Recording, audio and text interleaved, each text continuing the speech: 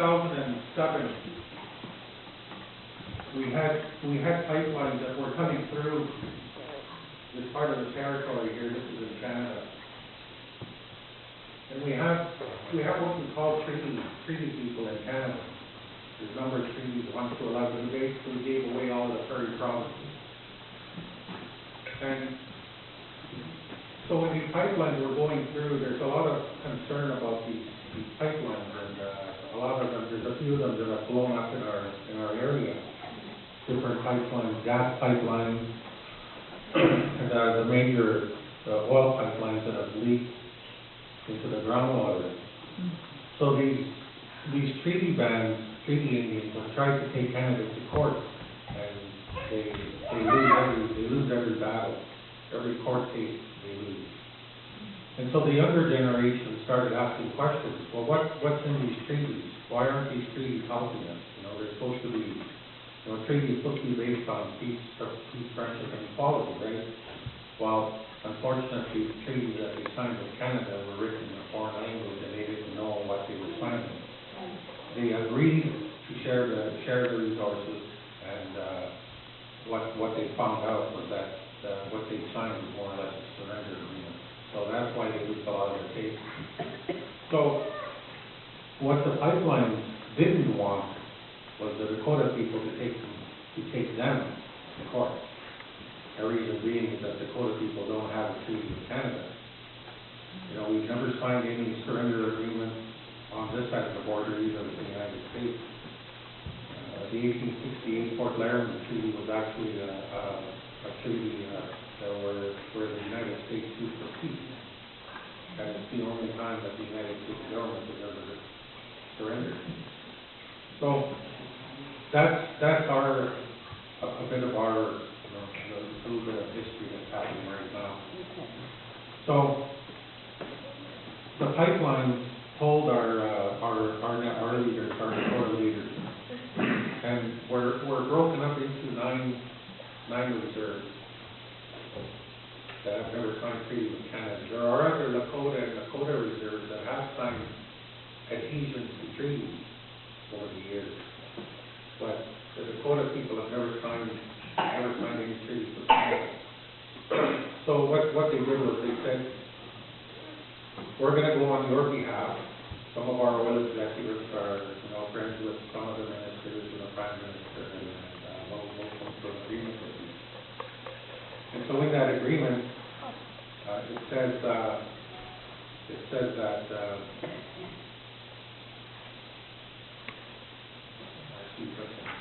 I forgot to put it up here earlier. That's fine.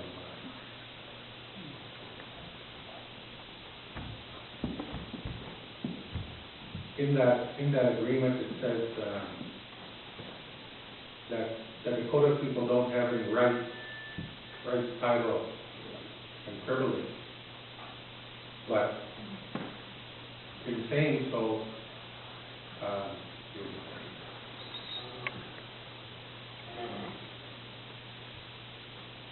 so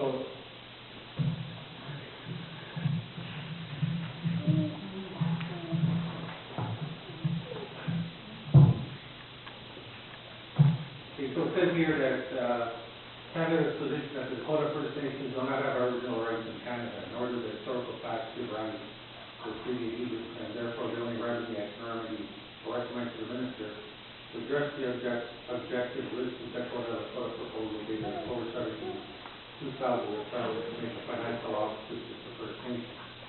So what these grievances were are the way the Canadian system is very similar to the U.S. system in that they provide funding to the reserve, to the reservation, and then we have in Canada it's called an Indian Act, and under that Indian Act we have elections and we elect the chiefs, and the chief is more or less the chief administrative officer as opposed to hereditary or a traditional chief like most famous one.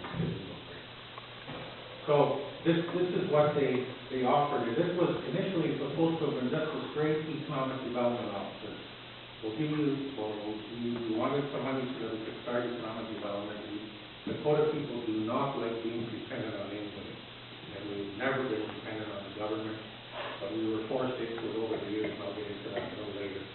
So they offered us $60.3 million for 9 Dakota First Nations. And what they said was that you would take this offer and divide it between the 9. You take 9 divided by 60.3, you get 6.7 million for each community. Now, some of these communities, they have up to 2,500 people. Some have an on-reserve population of 15. So you would make millionaires out of some families there. Other reserves, 6.7 million, they would go through that in a matter of 4 months. So it wasn't fair to begin with. And then in addition to that, they were offering to, this money would buy land, fee simple land, and then they were willing to convert it to reserve status. Now reserve status is, it gives you a tax break for the people that are employed there. And you can get some goods and services that are tax exempt. But when you consider that the reserve population on any reserve anywhere is, you're lucky if you have 80% unemployment. You know, so 2 out of every 10 people, adult people, are working. So the tax exemption doesn't apply to the whole community, it only applies to the select few that are employed or would make use of a tax service like that. So the Dakota people, we don't believe in that. The other thing about a reserve, and this is the main reason why we don't like the system, that in order to accept this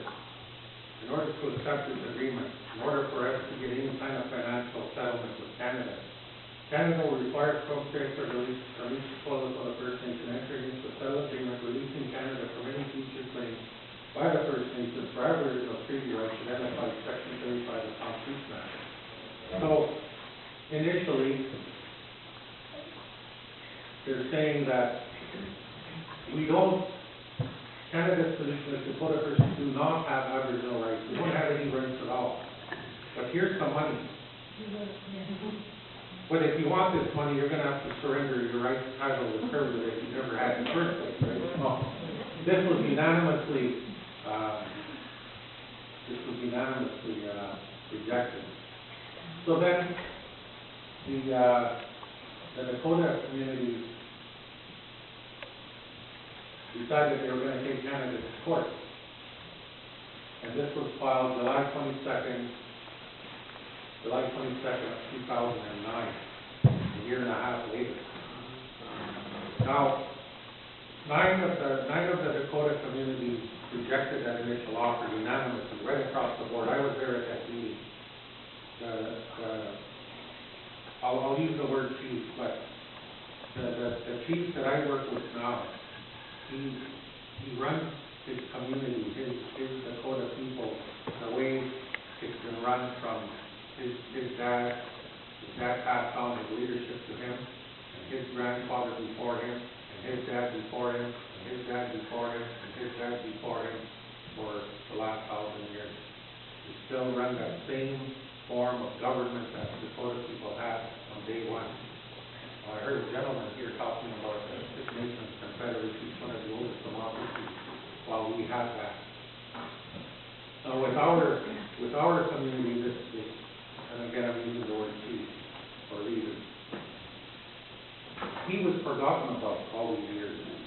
Canada forgot about him, and I'll get to that later. So this form of government that he has is not under the Indian Act. He's not an elected leader. In Canada, we have elections every 2 years. You know, in 2 years, somebody like myself will become the chief, right?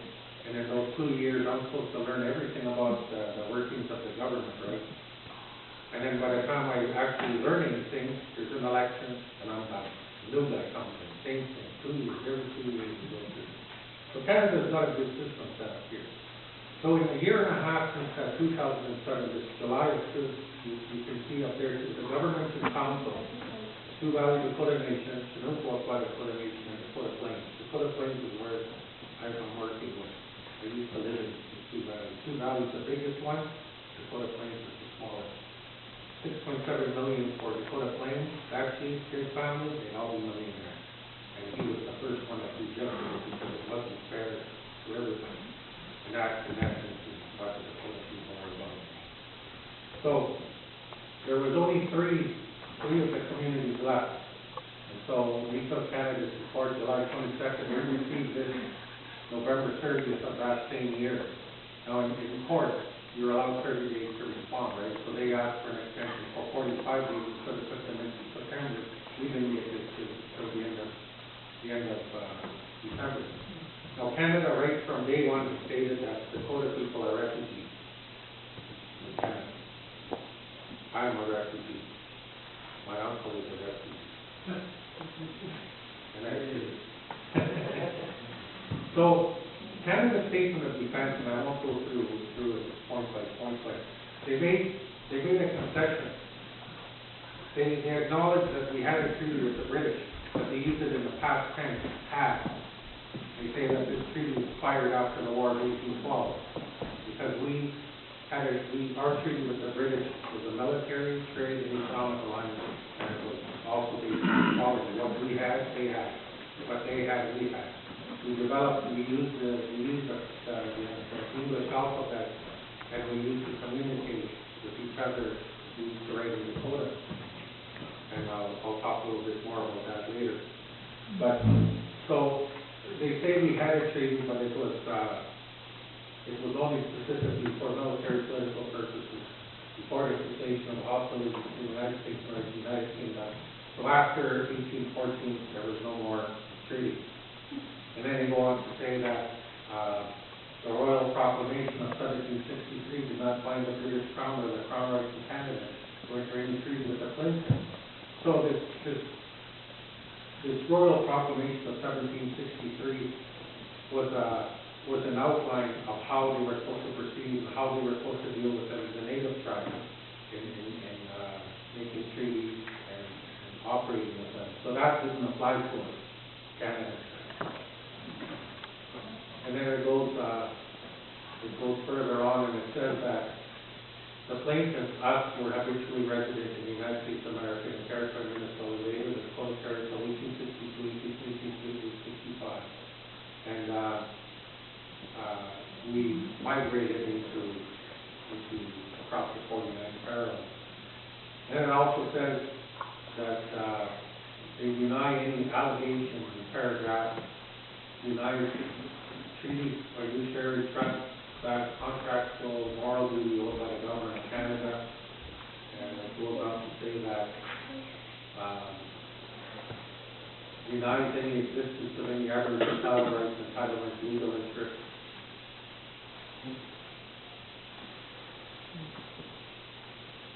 It says denies any negligent or intentional misrepresentation, deception, or breach of trust, or any wrongdoing, since the government of Canada was under no obligation or duty to negotiate or treat or consult with the plaintiff's ancestors. So they never did anything illegal or anything wrong in dealing with the native people, and including the Dakota. He further states, he being the Attorney General of Canada, have so long delayed taking legal action on their alleged claims that it is no longer possible or reasonably practicable to procure evidence to enter defense against them. We had the knowledge of the matters complained of in the case of Penn for many years, failed to act, and that's claimed in the report. Barred from proceeding with the restitution patent, and there's some big words there that I don't even talk about. So this was given to the judge. The judge denied this part of it, and they said we're going to court. So the Dakotas have been in court now since July 22nd of July 24th of 2009. Now the following year, we had our first meeting with Canada, and Canada wanted us to put our court case in abeyance, which means you don't kill the court case, but you just put it aside while you try and negotiate. And this is what people have been saying to us all along. Well, why haven't you negotiated with the government? We try and negotiate with the government, but the government comes back with those documents like that, and We have those letters here. Well, there are some documents that I don't have available up there, but there's two letters here. One is from Tom Sidney, June 25th, 1992. I'm going to read this. I'll read this paragraph to you. Following the Minnesota Sioux War of 1862 and the Battle of Blue Bighorn in 1876, both Sankey and Teton Sioux crossed the Great Medicine Line at 49 parallel, the international border, and sought sanctuary in Canada.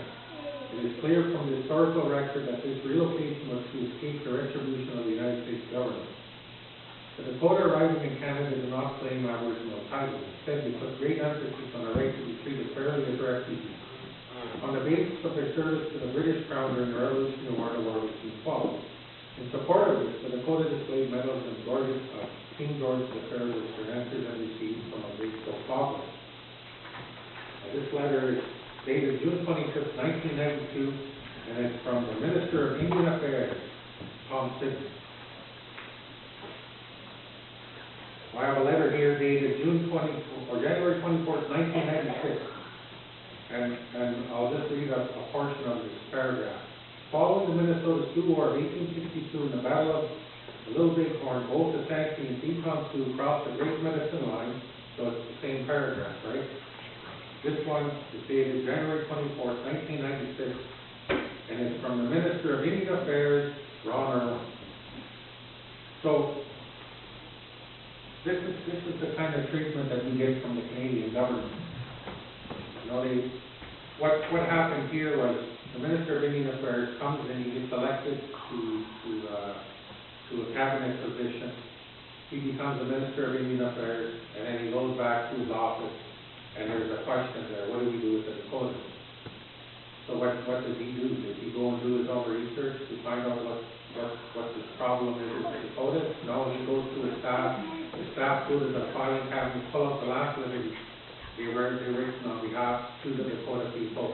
He takes the letter, make a few changes the date and the name, he signs it, and he sends it out. This is what we deal with the Canadian government.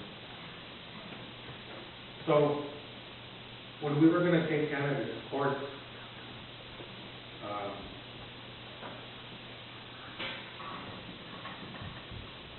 our elders told us that before we can proceed, we need to know what our history is. We need to know what kind of evidence we can put together. Now,